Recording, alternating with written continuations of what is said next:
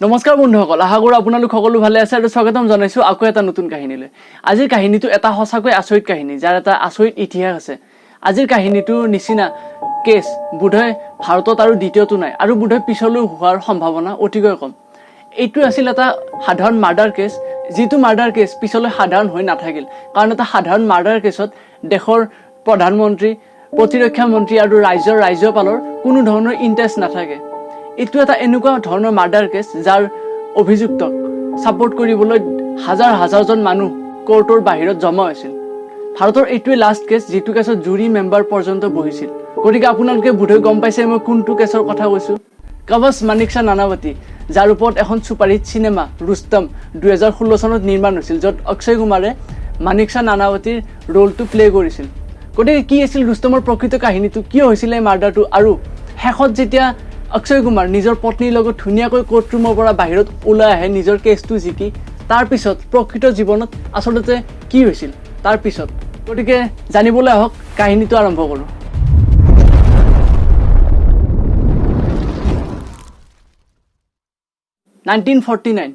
কৱচ মানেকশ্বা নানাৱতী পাৰ্চী কমিউনিটিৰ এজন ল'ৰা ইংলেণ্ডলৈ পঢ়িবলৈ যায়। তাতে মানেকশ্বা নানাৱতীয়ে চিলভিয়া নামৰ এগৰাকী ছোৱালীক লগ পায়। তেওঁলোকৰ মাজত বন্ধুত্ব হয়, তাৰপিছত প্ৰেম হয়, আৰু 1949 চনৰ শেষৰ ফালে তেওঁলোক দুয়ো বিয়া পাতে, আৰু তাৰপিছত দুয়ো ভাৰতলৈ ঘূৰি আহে। ভাৰতৰ মুম্বাইত তেওঁলোকৰ ঘৰ আছিল, আৰু মুম্বাইতে তেওঁলোকে থাকিবলৈ লয়। তেওঁলোকৰ 3টা সন্তান জন্ম হয়, 2জন ল'ৰা, এজনী ছোৱালী। গতিকে এখন সুখৰ সংসাৰ। কিন্তু বিয়াৰ প্ৰায় 10 বছৰ পিছতে এই সুখৰ সংসাৰখনত আউল লাগে। মানেকশ্বা নানাৱতী ইণ্ডিয়ান নেভিত লেফটেনেণ্ট কৰ্ণেল হিচাপে চাকৰি কৰিছিল। গতিকে যিহেতু নেভিত কাম কৰিছিল, গতিকে ঘৰৰ পৰা বছৰটো বেছিভাগ সময় ঘৰৰ পৰা দূৰৈতে আছিল, সাগৰত আছিল। গতিকে তো পৰিয়ালক ইমান সময় দিব পৰা নাছিল। ইফালে চিলভিয়া আছিল ইংলেণ্ডত ডাঙৰ দীঘল হোৱা এগৰাকী ছোৱালী, স্বাধীন মনা ছোৱালী, ইণ্ডিপেণ্ডেণ্ট। গতিকে তেওঁ যাতে আমনি নালাগে তাৰ বাবে তেওঁ ক্লাবলৈকে গৈছিল, পাৰ্টি কৰিছিল, আৰু লগতে মুম্বাইৰ যিমানবোৰ ধনী মানুহ আছিল, ডাঙৰ ডাঙৰ মানুহ আছিল, তেওঁলোকৰ লগত চিলভিয়াৰ ভাল চিনাকি আছিল। তেনেকুৱা এগৰাকী ধনী মানুহ আছিল প্ৰেম আহুজা, যাৰ লগত চিলভিয়াৰ ভাল চিনাকি আছিল। প্ৰেম আহুজাৰ লগত মানেকশ্বা নানাৱতীৰো ভাল চিনাকি আছিল। লাহে লাহে চিলভিয়াৰ লগত আহুজাৰ এই চিনাকি বন্ধুত্ব গভীৰ হ'বলৈ ধৰিলে। তেওঁলোকৰ এই সম্পৰ্কই বেলেগ এটা ৰূপ ল'লে, আৰু লাহে লাহে নানাৱতীয়েও তেওঁলোকৰ মাজত চলা এই সম্পৰ্কৰ বিষয়ে নানাৱতীয়েও গম পালে। কাৰণ এইবোৰ কথাটো লুকুৱাই ৰাখিব নোৱাৰি। গতিকে যেতিয়া এই কথাটো নানাৱতীয়ে গম পালে, তেওঁ মনত খুব দুখ পালে, কাৰণ চিলভিয়াক নানাৱতীয়ে খুব ভাল পাইছিল। গতিকে দিন গ'ল। 27 এপ্ৰিল 1959 চনৰ আগে আগে নানাৱতী নিজৰ ঘৰলৈ ঘূৰি আহিছিল। যিদিনা 27 এপ্ৰিল আছিল, সেইদিনা নানাৱতীয়ে নিজৰ ল'ৰা ছোৱালী আৰু চিলভিয়াক টম থাম্প নামৰ এখন ইংলিছ চিনেমা দেখুৱাবৰ কাৰণে মুম্বাইৰ যিটো মেট্ৰ' চিনেমা হল আছিল তালৈকে লৈ গৈছিল। তেওঁ তাতে 4টা টিকট বুক কৰিছিল, নিজৰ টিকটো বুক কৰা নাছিল, বাকী 3টা ল'ৰা ছোৱালী আৰু চিলভিয়াৰ টিকট বুক কৰিছিল। তাৰপিছত তেওঁলোকক চিনেমা হললৈ লৈ গৈছিল। চিনেমা হললৈ যোৱাৰ আগতে নানাৱতীয়ে চিলভিয়াক সুধিছিল যে তুমি প্ৰেম আহুজাক ভাল পোৱা নে? তেতিয়া চিলভিয়াই একো মতা নাছিল। তাৰপিছত তেওঁ সুধিছিল যে প্ৰেম আহুজাই তোমাক বিয়া কৰাবনে? তেতিয়া চিলভিয়াই কৈছিল যে এইটো কথা মই কেনেকৈ ক'ব পাৰোঁ। গতিকে ইয়াৰ পিছত নানাৱতীয়ে চিলভিয়াক আৰু একো সোধা নাছিল। তাৰপিছতে নানাৱতীয়ে সন্তান আৰু চিলভিয়াক লৈ চিনেমা হললৈ গুচি গৈছিল, আৰু চিনেমা হলত তেওঁলোকক থৈ কিবা এটা কাম থকা বুলি তেওঁ মুম্বাইৰ যিটো নেভি হেডকোৱাৰ্টাৰ আছে তালৈকে গুচি আহিছিল। নানাৱতী নিজৰ ইউনিফৰ্মত আছিল। গতিকে তেওঁ যেতিয়া নেভিৰ হেডকোৱাৰ্টাৰলৈ গ'ল, তাত এজন ক্লাৰ্ক আছিল। তেওঁ ক্লাৰ্কক কৈ পিনে নিজৰ যিটো ছাৰ্ভিচ ৰিভলভাৰ আছিল, যিটো যেতিয়া তেওঁ অফ ডিউটি থাকে তেতিয়া নেভি হেডকোৱাৰ্টাৰত জমা দিব লাগে, তেওঁ ক্লাৰ্কক কৈ সেই ছাৰ্ভিচ ৰিভলভাৰটো ৰি-ইছ্যু কৰালে। লেফটেনেণ্ট কৰ্ণেল হিচাপে নানাৱতীৰ সেই ক্লাৰ্কজনৰ লগত চিনাকি আছিল। ক্লাৰ্কজনে ভালকৈ চিনি পায়। গতিকে ক্লাৰ্কজনে কোনো সোধা পোছা নকৰি তেওঁ ৰিভলভাৰটো নানাৱতীক দি দিলে। ক্লাৰ্কজনে ৰিভলভাৰটো এটা লিফাফাত ভৰাই দিছিল, আৰু তাৰ লগতে 6টা বুলেট দিছিল, গুলি দিছিল। ইয়াৰ পিছতে নানাৱতীয়ে সেই ৰিভলভাৰ থকা লিফাফাটো লৈ গাড়ীত বহিল। তাৰপিছত পোনে পোনে তেওঁ মুম্বাইৰ মালাবাৰ হিলছত থকা জীৱনজ্যোতি এপাৰ্টমেণ্টৰ ফালে গুচি গৈছিল। জীৱনজ্যোতি এপাৰ্টমেণ্টত প্ৰেম আহুজাৰ ঘৰ আছিল। তালৈ গৈ যেতিয়া তেওঁ কলিং বেল বজালে, তেতিয়া প্ৰেম আহুজাৰ মেডগৰাকীয়ে দুৱাৰ খুলি দিলে, আৰু নানাৱতীক তেওঁ আগৰ পৰাই চিনি পাই বাবে নানাৱতীক ডাইৰেক্ট প্ৰেম আহুজাৰ ৰুমলৈকে মেডগৰাকীয়ে পঠিয়াই দিলে। প্ৰেম আহুজাৰ ভনীয়েক মেনিউ সেইখিনি সময়ত তাতে আছিল, ঘৰতে আছিল। গতিকে নানাৱতী ডাইৰেক্ট প্ৰেম আহুজাৰ ৰুমলৈকে গ'ল। সেইখিনি সময়ত প্ৰেম আহুজা ৰুস্তম চিনেমাখন দেখুৱাৰ নিচিনাকৈ তেওঁ বাথৰুমৰ পৰা গা ধুই ওলাই দাপোন এখনৰ সন্মুখত মূৰ আচুৰি আছিল। গতিকে চিনেমাখনত দেখুৱাৰ নিচিনাকৈ তেওঁ এখন টাৱেল পিন্ধি আছিল, বগা টাৱেল এখন তেওঁ পিন্ধি আছিল। অলপ পিছতে মেটগৰাকী আৰু তেওঁৰ ভনীয়েক মেনিয়ে 3টা গুলী চলোৱাৰ শব্দ শুনিলে, একেৰাহে 3টা গুলী। তাৰপিছতে তেওঁলোকে লগে লগে প্ৰেম আহুজাৰ ৰুমলৈকে দৌৰি আহিল। দুৱাৰ খুলি দেখা পায় যে প্ৰেম আহুজা মজিয়াত তেজেৰে তুমৰলি হৈ পিনে পৰি আছে, বুকুত 3টা গুলী আৰু লগতে নানাৱতীৰ হাতত এটা ৰিভলভাৰ।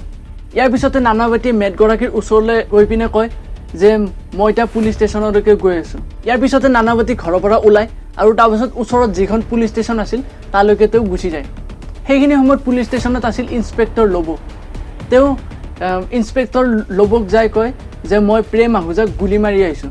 ল'বই তেওঁৰ কথা শুনি আচৰিত হয়, লগে লগে তেওঁ মানুহ পঠিয়াই দিলে যে ঘটনাটো আচলতে কি হৈছিল। তাৰ অলপ সময় পিছতে ল'বৰ মানুহে তাৰ পৰা কয় যে হয় গুলী চলোৱাৰ কথাটো হয়, লগতে প্ৰেম আহুজাৰ ইতিমধ্যে মৃত্যু হৈছে। মানিকচা নানাৱতীও নেভি ইউনিফৰ্মত আছিল, গতিকে আন একিউজৰ নিচিনা ইন্সপেক্টৰ ল'বই তেওঁক ব্যৱহাৰ নকৰিলে। তেওঁক ইন্সপেক্টৰ ল'বই চাহ খাব নেকি সুধিলে, কিন্তু নানাৱতীয়ে ক'লে যে চাহ নাখায়, তেওঁ পানী খাব। ইয়াৰ পিছত তেওঁক পানীও দিয়া হয়। তাৰপিছতে নানাৱতীক পুলিচে নিজৰ জিম্মাত লৈ লয়। ইয়াৰ পিছতে খবৰটো চাৰিওফালে বিয়পি পৰে। দিন দুপৰতে মুম্বাইৰ নামী দামী এজন বিজনেছমেনৰ হত্যা, গতিকে এই খবৰটো গৈ নেভিৰ হেডকোৱাৰ্টাৰো পায়। ইয়াৰ পিছতে বিচাৰ আৰম্ভ হয়। কিন্তু এতিয়া প্ৰব্লেম হ'ল যে নানাৱতী আছিল পাৰ্চী কমিউনিটিৰ, লগতে প্ৰেম আহুজা আছিল সিন্ধি কমিউনিটিৰ। ইতিমধ্যে প্ৰেম আহুজাৰ হত্যাকাণ্ডক লৈ মুম্বাইৰ সিন্ধি কমিউনিটিত প্ৰায় আক্ৰোশ আৰম্ভ হৈছিলে। গতিকে যাতে হত্যাকাণ্ডটোৰ বিচাৰ সুকলমে পাৰ হৈ যায়, ন্যায়সংগতভাৱে পাৰ হৈ যায়, তাৰ বাবে মুম্বাইৰ লোৱাৰ কোৰ্টৰ জাজে 9জনীয়া জুৰি মেম্বাৰৰ এখন কমিটি বহালে। কমিটিৰ মেম্বাৰ কেইজন আছিল সমাজৰ গণ্যমান্য ব্যক্তি, যাৰ আইনৰ ওপৰত বিচাৰ ব্যৱস্থাৰ ওপৰত ভাল জ্ঞান আছিল। এই 9জন জুৰি মেম্বাৰৰ এজন আছিল খ্ৰীষ্টিয়ান, 2জন আছিল পাৰ্চী, 1জন আছিল এংলো ইণ্ডিয়ান, লগতে 5জন আছিল হিন্দু। গতিকে যিয়ে নহওক বিচাৰ আৰম্ভ হ'ল। চৰকাৰী উকিলে ক'লে যে এইটো এটা প্ৰি প্লেন মাৰ্ডাৰ আছিল, কিন্তু নানাৱতীৰ উকিলে এইটো ৰায় দিলে যে এইটো আচলতে এটা দুৰ্ঘটনা আছিল।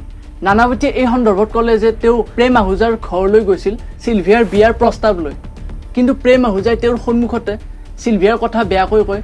এইটো ক'লে যে ক'ৰবাত লিখা আছে নেকি যে মই যাৰ লগত শুম তাইকে মই বিয়া কৰাম। গতিকে এই কথাটোক লৈ নানাৱতীৰ খং উঠিল আৰু তাৰপাছত দুয়োৰে মাজত কাজিয়া হ'ল। তাৰপাছত ৰিভলভাৰটোক লৈও টনা আজোৰা চলিল। সেই টনা আজোৰাতে নানাৱতীৰ হাতৰ পৰা চেল্ফ ডিফেন্সত দুৰ্ঘটনাক্ৰমে গুলী চলি গ'ল। গতিকে এই সকলোবোৰ কথা সেইখিনি সময়ৰ এখন নিউজ পেপাৰ ব্লিটছেও ছপা কৰিছিল। ৰুস্তমতো আপোনালোকে দেখিব পাৰে এখন নিউজ পেপাৰে এই সকলোবোৰ কথা ছপা কৰে, মানুহৰ মাজত বিলায়। গতিকে ব্লিটছৰো সেইখিনি সময়ত এই কেছটোৰ কাৰণে জনপ্ৰিয়তা বাঢ়ি গৈছিল আৰু ব্লিটছ নিউজ পেপাৰখন কিনিবৰ কাৰণে কোৰ্টৰ বাহিৰত মানুহৰ ঠেলা হেঁচা পৰ্যন্ত লাগিছিল। গতিকে নানাৱতীৰ পত্নীৰ কথা, নানাৱতীয়ে প্ৰেম আহুজাৰ ওচৰলৈ গৈ পত্নীৰ বিয়াৰ প্ৰস্তাৱ ৰখা, এইবোৰ কথাও মানুহে গম পালে। তাৰপিছতে মানুহৰ নানাৱতীৰ প্ৰতি এটা উদাৰ মনোভাৱৰ সৃষ্টি হ'ল। নিজৰ পত্নীক ইমান ভাল পোৱা এজন মানুহে কেৱল নিজৰ পত্নীৰ ভাল পোৱা বচাবৰ কাৰণে আনৰ ওচৰলৈ পত্নীৰ বিয়াৰ প্ৰস্তাৱ লৈ যোৱা এই কথাটোক লৈ নানাৱতীক মানুহৰ ওচৰত এজন ছুপাৰ হিৰো বনাই দিলে। গতিকে যিদিনাই কোৰ্টত নানাৱতীৰ হিয়াৰিং থাকে, সিদিনাই কেৱল নানাৱতীক চাবৰ কাৰণে কোৰ্টৰ বাহিৰত হাজাৰ হাজাৰজন মানুহ জমা হৈছিল। 6 ফিট টল, ডাৰ্ক, হেণ্ডচাম নানাৱতীক চাবৰ কাৰণে আনকি ছোৱালীও ধুনীয়াকৈ সাজি কাচি আহি ফুলেৰ বুকে লৈ তেওঁৰ কাৰণে কোৰ্টৰ বাহিৰত ৰৈ আছিল। মুঠতে সকলোবোৰ মানুহ, মুম্বাইৰ সকলোবোৰ মানুহ আৰু লগতে দেশৰো নানাৱতীক ছাপোৰ্ট কৰিবৰ কাৰণে উধাটো খাই আহিছিল। কেছটোৰ ট্ৰায়েল আৰম্ভ হ'ল 5 মাহ পিছত। 23 ছেপ্টেম্বৰ 1959 চনত কেছটোৰ ট্ৰায়েল আৰম্ভ হ'ল। নানাৱতীক বিচাৰপীঠত হাজিৰ কৰোৱা হ'ল। 9জন জুৰি মেম্বাৰে নানাৱতীক লৈ আগবঢ়োৱা সকলোবোৰ দলিল খুব মনোযোগেৰে শুনিলে। সিদিনা চিলভিয়াকো কোৰ্টত হাজিৰ কৰোৱা হৈছিল। চিলভিয়া আনকি নানাৱতীৰ ছাপোৰ্টত কৈছিল যে নানাৱতীয়ে তেওঁক কৈছিল প্ৰেম আহুজাৰ ওচৰলৈ তেওঁৰ বিয়াৰ প্ৰস্তাৱ লৈ যোৱাৰ কথা, কিন্তু চিলভিয়াই তেওঁক এবাৰ মানা কৰিছিল যে প্ৰেম আহুজাই বোধহয় নামানিব, বোধহয় কিবা অনিষ্ট কৰিব পাৰে। কিন্তু নানাৱতীয়ে কৈছিল যে ইতিমধ্যে তেওঁৰ জীৱনৰ পৰা সকলোবোৰ শেষ হৈছে, গতিকে তেওঁকনো কোনে কি অনিষ্ট কৰিব, সেইবুলি তেওঁ প্ৰেম আহুজাৰ ওচৰলৈ গৈছিল। গতিকে এইখিনিতো নানাৱতীৰ ওচৰত এটা পইণ্ট বাঢ়িল। চৰকাৰী উকিলেও পিছে নানাৱতীৰ বিপক্ষত বিভিন্ন ধৰণৰ দলিল দিলে। তেওঁ ক'লে যে পুলিচৰ ওচৰত নানাৱতী যেতিয়া গৈছিল তেতিয়া পুলিচক তেওঁ কৈছিল প্ৰেম আহুজাক গুলী মৰা কথাটো, কিন্তু জুৰি মেম্বাৰে এই কথাটো প্ৰত্যাখ্যান কৰিলে, কাৰণ পুলিচৰ ওচৰত কোৱা কোনো ধৰণৰ কথা কোৰ্টত প্ৰযোজ্য নহয়। যদি তাতে কোনোবা মেজিষ্ট্ৰেট নাইবা কোনোবা জাজ থাকিলে তেতিয়াহ'লে কথা বেলেগ আছিল। গতিকে এই কথাটো জুৰি মেম্বাৰে নাকচ কৰিলে।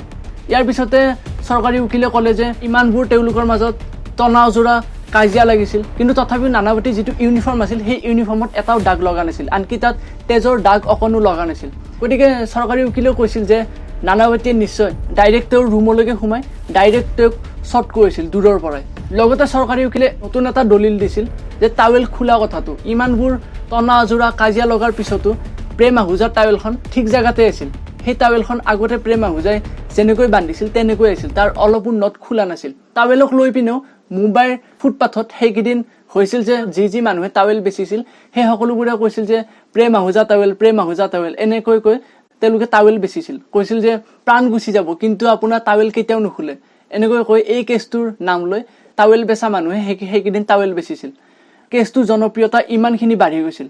গতিকে ট্ৰায়েল শেষ হ'ল, ব্লিটজ নিউজ পেপাৰে এই সকলোবোৰ কথা নিউজ পেপাৰত ছপা কৰিলে।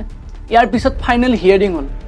ফাইনেল হিয়াৰিঙত জুৰি মেম্বাৰে গিল্টি নন গিল্টিত ভোট প্ৰদান কৰিলে। জুৰি মেম্বাৰে 8-1 ব্যৱধানত ভোট প্ৰদান কৰিলে।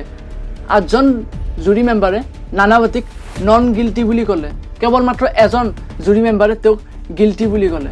জুৰি মেম্বাৰৰ এই সিদ্ধান্ত যেতিয়া কোৰ্টৰ বাহিৰত থকা মানুহখিনিয়ে গম পালে তেতিয়া মানুহখিনিয়ে খুব আনন্দ কৰিলে, কাৰণ নানাৱতী এতিয়া কেছটোৰ পৰা মুকলি হোৱাৰ পথত। কিন্তু এই ফূৰ্তি মাত্ৰ 4 ঘণ্টাৰ কাৰণে হ'ল। 4 ঘণ্টাৰ পাছত জাজে ক'লে যে জুৰি মেম্বাৰৰ সিদ্ধান্তক সন্মান জনাইছোঁ, কিন্তু এই কেছটো ইমানেই জটিল যে ইয়াৰ পিছত এই কেছটো হাইকোৰ্টলৈকে ৰেফাৰ কৰিব লাগিব। গতিকে ৰুস্তম চিনেমাখনতো কেৱল জুৰি মেম্বাৰৰ এই সিদ্ধান্তখিনিলৈকেহে দেখুওৱা হৈছিল, ইয়াৰ পিছত কি হৈছিল সেইটো দেখুওৱা হোৱা নাছিল।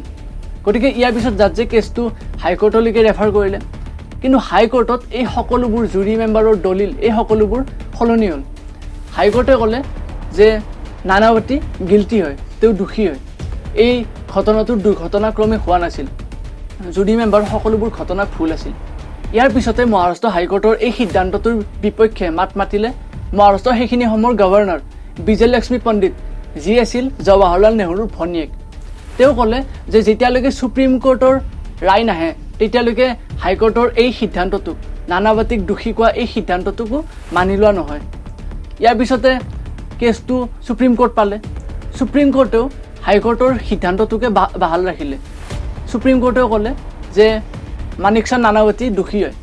গতিকে এইটো হয়তো ভাৰতৰ লাষ্ট এনেকুৱা মাৰ্ডাৰ কেছ আছিল যিটো কেছত সাংবিধানিক বিচাৰপীঠ পৰিছিল। সাংবিধানিক বিচাৰপীঠ অৰ্থাৎ 5জনীয়া জাজৰ বেঞ্চ পোৱাটো।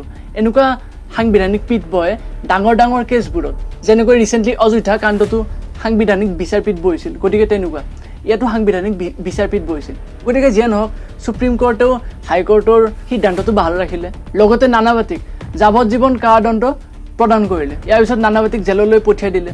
ইপিনে গভৰ্ণৰ বিজয়লক্ষ্মী পণ্ডিতৰ নানাৱতীৰ প্ৰতি এটা ছফ্ট কৰ্ণাৰ আছিল। বিজয়লক্ষ্মী পণ্ডিতে ইয়াৰ পিছত দাদাক জৱাহৰলাল নেহৰুকো এই কেছটোৰ বিষয়ে ক'লে।